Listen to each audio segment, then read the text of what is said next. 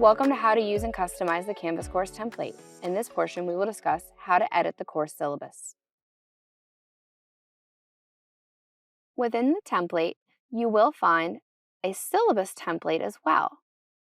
You can adjust the syllabus to meet your needs, but note that it does have many required university policies and placeholders, and you will need to make updates with your course information. By choosing Syllabus from the course navigation menu, you can decide whether you want to use the syllabus template as provided and following those instructions, or if you've already got a version of your syllabus, you can use it here as well. Note that we do recommend copying and pasting your Word syllabus into this page as opposed to uploading it. The reason being, students have access to it rather than having to continually download the syllabus. To make edits to this page, select Edit at the top right corner.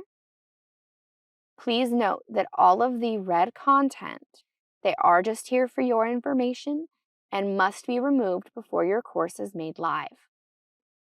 To make any changes, you can select the text you wish to remove and hit the delete button on your keyboard. You have the option to make any changes to this syllabus template that you need. If you were going to copy and paste your own syllabus, you could select all of the content in the template by scrolling all the way down, selecting all of the text in it, and deleting it, and then pasting in your own information and making sure that you click Update Syllabus.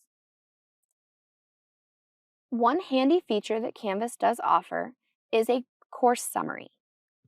This is much like a schedule of all of the assignment due dates and page due dates if you've assigned any within your course.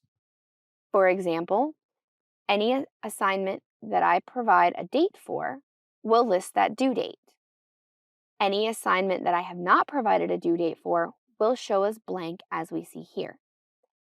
This is why it's very important to ensure that you're putting due dates on your assignments, as any of those due dates will automatically reflect in this page, and if you need to make any changes, they will update accordingly based on the changes you make to the assignment.